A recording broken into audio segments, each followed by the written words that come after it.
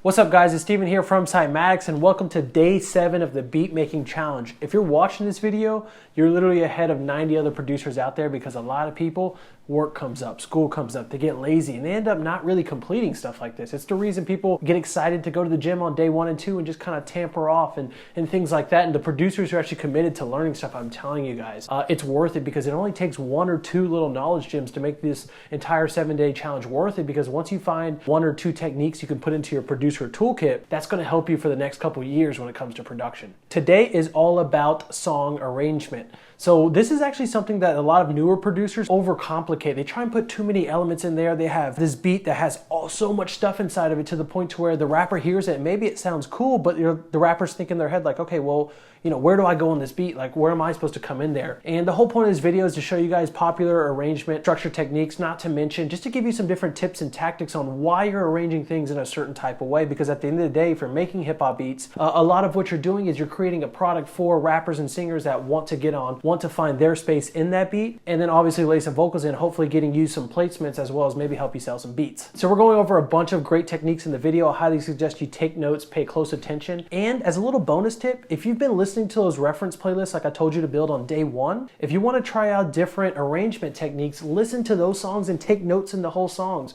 Drag those songs, literally go buy them on different websites and stuff, download the MP3 of, let's say, a Travis Scott song, drag that song into your DAW and literally piece by piece break it down, be like, okay, he starts with the intro, he changes up here, and you can study great arrangements from those reference playlists. Honestly, that's why I put day 1 as creating a reference playlist, because I know that there was so much knowledge, everything from sample selection to arrangement to learning different techniques and stuff that was going to be vital for not only this challenge, just for production in general. I wanted to put that first, so I just wanted to say that that's also a great technique that you guys can do. And before we get into the video, there are some actionable steps at the end, so make sure you stay till the end, and there's a big announcement. Anyways, hope you guys enjoy the video.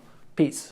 Hey guys, this is Nick with Cymatics.fm. Welcome to day number 7 of our 7-day beat making challenge. And today we're going to be arranging a song. And arrangement is a topic that I know is dreaded by a lot of producers, simply because it feels like when you make a song, the most important part of it is the melody or the beat or the 808 or the entire kind of musical, the hook of the song. But in order to have a hook, you're going to have to introduce that hook some way, and you're going to have to take the audience out of that hook, and you're going to have to take the audience through this kind of journey of a song. If you don't have that, then the song's going to go nowhere. And more importantly, if you want to get a rapper on a song, on your beat, then you're going to have to arrange the beat in order to accommodate for a rapper. And that is extremely crucial, because if you don't have that space and you don't make space for a potential vocalist, then a vocalist will never naturally hear themselves on the song. So I'm going to teach you guys some general ideas here on how to arrange your song so that an audience finds it interesting all the way through, and a vocalist might hear themselves on it quickly, which is kind of the goal if you want to get a beat out for placements or what have you. So I'm just going to play you a beat that I made a while back, but it kind of demonstrates the concepts that I'm going to talk about.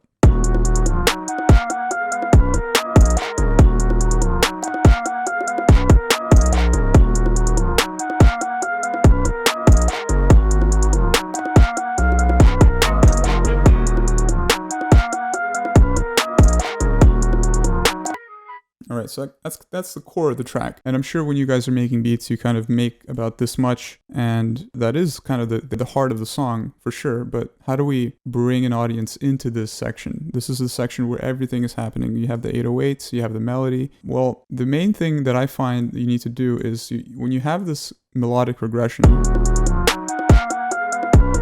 this is what I would consider the hook of the song. So this is, in my mind, this would be where a rapper would deliver a chorus or a hook, the main kind of vocal refrain that kind of repeats several times throughout the song, that everybody remembers when they play the song on the radio. That is going to have your most energetic part of your arrangement. So all of your instruments are going to be going off. So how do we bring that in? I always put the hook you can kind of play with this. You can say verse first, then the hook, then verse, then hook, and so on. Or you can a lot of the times put the hook first after the intro of the song, and then follow it by a verse, then hook again, then verse again. That's up to taste, and it's up to kind of where you feel the melody is taking the song, if you should put the hook first or not. At any rate, we need to introduce this part of the song with an intro. And the intro in hip-hop is generally fairly simple. There are a few tricks you can try, but almost always you're going to have to introduce the melody by itself. The audience's ear has to kind of latch onto the melody and remember it for the rest of the song, so that there aren't really any surprises. So the main theme of the song is introduced as soon as possible. And then you want to introduce your drums. So the way I did this here Very simple. You just play the melody out, right? And there's not much you can do in the way of enhancing it, but then I have the drums come in here.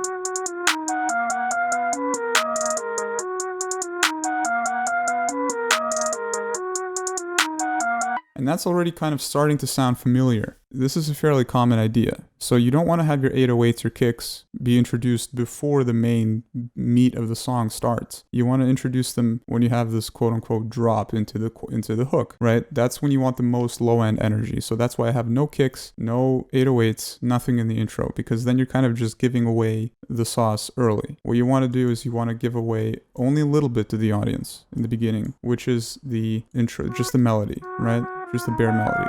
There's a principle in music and in storytelling and in basically all art, which is called kind of the 2+2 rule, where you don't want to give your audience 2 + 2 is 4. You want to give your audience only 2, and then the audience will complete the other 2 to create the sum of 4, right?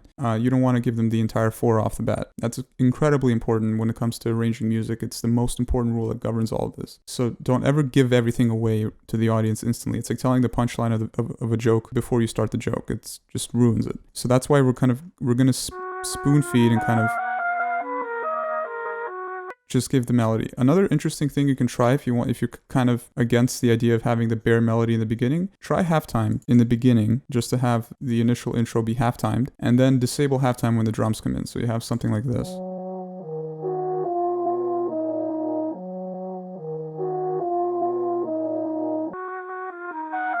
Right, you can have that on.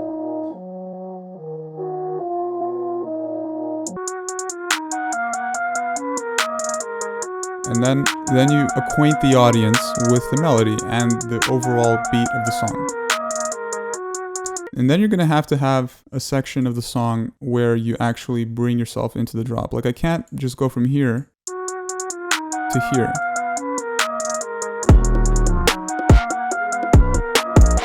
It's kind of abrupt. Well, this is the moment where you're going to have to, a very kind of useful tip to follow here, is if your melody should have kind of 2 sections to it. You're going to have the main melody, which I'm just going to call the high energy melody, and you're going to have the secondary melody, okay? The primary melody and the secondary melody. The secondary melody is going to have less energy than the primary melody. And since it has less energy, that's where you would imagine a vocalist rapping. That's going to make more space for the vocalist, okay? And in my case, in this song, the secondary melody has its own melodic component. It's not just a stripped back version of the first melody. This is the first melody. This is the main high energy melody.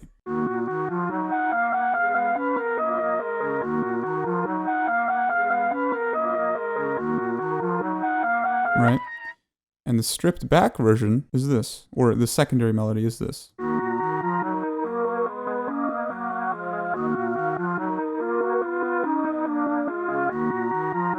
See, they're slightly different, but you can instantly tell there's less energy in that secondary melody versus just feels more intense, and there's more high-end melodic notes in there.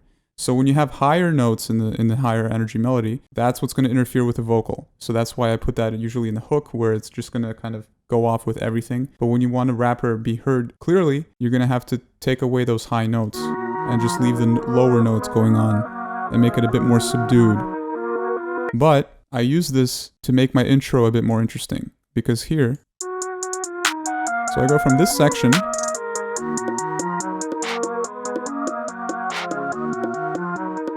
and then I introduce this secondary melody, and I introduce this weird drum, which seems weird to the ear at first, but the point is that when this drop comes in,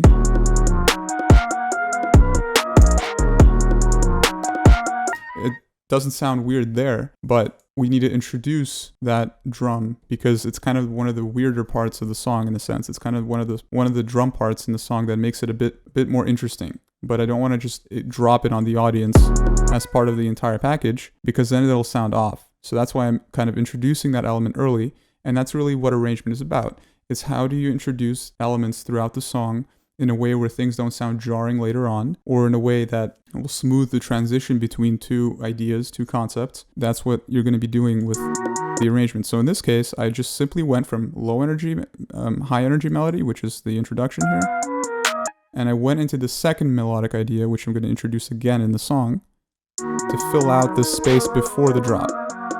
And I pull everything back.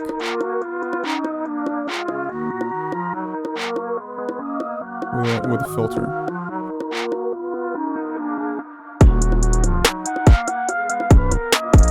And notice how now when the hook comes in, there's that melody, the main melody, this one. That is like refreshed already because we didn't follow up the drop, the hook, with an intro that has the exact same melody, which would be this. That's already fresh in your ear, and we cleanse that by removing it for a few bars, because then the ear sort of forgets about it. And then when we bring it back, it has the full impact. It wouldn't be as interesting if we just went from here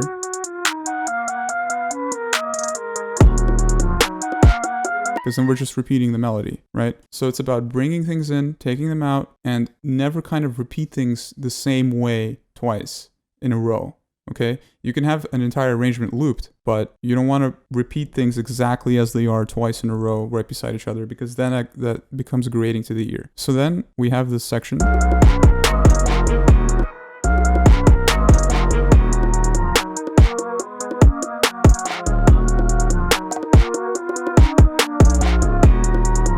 Again, pulling back the melody, a lot more space in the arrangement now. That means a rapper can find a home over top of the beat with a verse. So this would be the verse section of the song.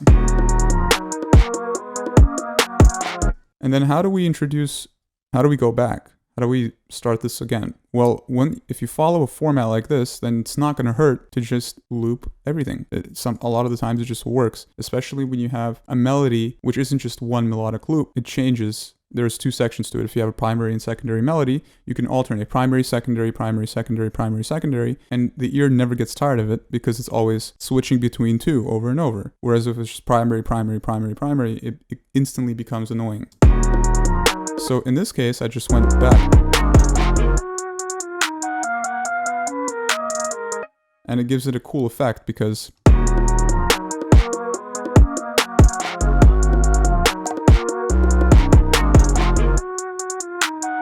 we're kind of going back home because I introduced this concept earlier with these drums, right? And it's already familiar to the ear, so it's not really. It's like, okay, we're going for the ride again. But notice how if this was just the same melody if this was just the primary melody repeated, it would already be so annoying by this point. But because our ear was already kind of just naturally accustomed to hearing this lower energy idea, it's a lot more refreshing to go back in here, right? And again, once we're going to do the same exact section, breaking everything down, no primary melody here. And then when the primary melody comes in again, it'll be a lot more interesting. And that's the hook again, alright? So you can call this like a breakdown or like a bridge. I always put a kind of a bridge section. And then you have a hook, and then you have another verse, and then an outro. And the outro, you can do whatever you want, really. I mean, I literally just, for this one, I think I just faded it out like an old 90s song.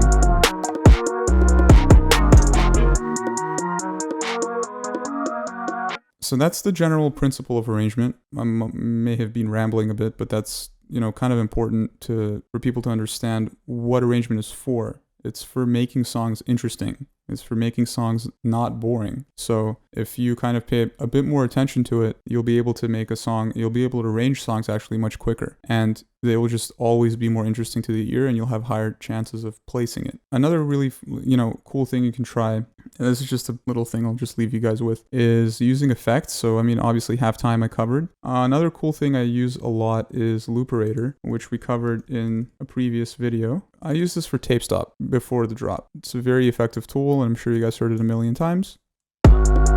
So let me just disable all of these effects. And this is generally how you do it. So what I do,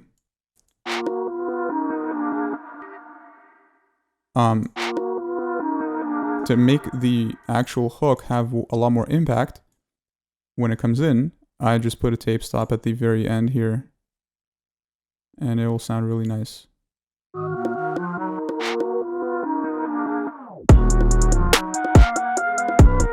So that's the kind of stuff that really helps your arrangement because you're maximizing energy, right? And you're introducing each section in a more seamless way. This is a lot more seamless in my opinion than just putting in all the bass and drums. This kind of gives you that chest sinking feeling before the drop. And you can do other stuff. You can do like chopping it up with the loop. Right? Or, you know, do this kind of idea. Lots of different stuff you can try. And Looperator is really good actually if you're finding that your melody, you don't really have a chance to create a melody 1, melody 2. What you can do is with Looperator, you can use one melody that you have, but use different kind of effect sequences for one and different effect sequences for the other one. And that way you're kind of creating 2 melodies out of one. And then you can alternate between them just in this way that I was showing you here. And that way you'll create a song with low energy sections and high energy sections, which is very, very important. And I know it's kind of annoying at first, but when you kind of build into your brain the habit of starting to think about arrangement when you're making a song, you'll have a much easier time and you'll be much more creative for it. And you're not going to spend any time at the end of the song mulling over the arrangement when you've already kind of created the song with that in mind. So I hope you guys learned something. Thank you guys for watching these videos. And yeah, enjoy making beats, and I'll see you in the next one. Bye-bye.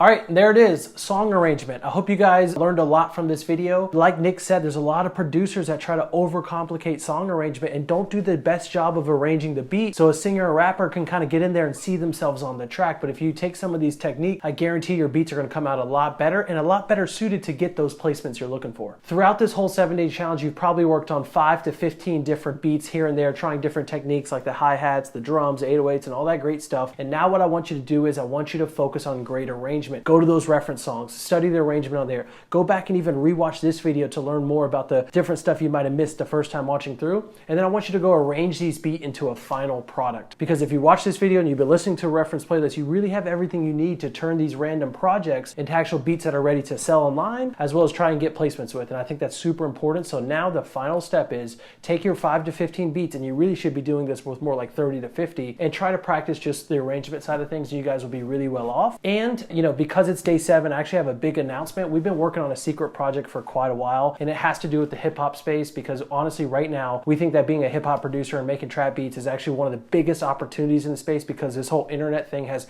opened up the game. There's not gatekeepers at every corner. Nowadays there's guys who are making literally millions before they even leave high school, or maybe they figured out something online to get their type beats to go off, or just how you guys learned from Gabe from Legion Beats. If you guys watched our podcast, he made a killing just from creating funnels and selling beats. Regardless of how you do it, there's a lot of opportunity. So essentially we've been building up a secret project called Viper. If you guys are interested in hip hop beats, trap production, and really want to have a resource that's going to take you to the next level, keep a close eye out on this, because there's going to be an exclusive resources that takes any producers that gets it to the next level. Anyways, I hope you guys enjoyed the challenge. Keep an eye out for more awesome stuff we have coming out just like this challenge. And if you guys are excited about Viper, make sure you drop a comment below. Anyways, I hope you guys enjoyed this challenge. Peace out.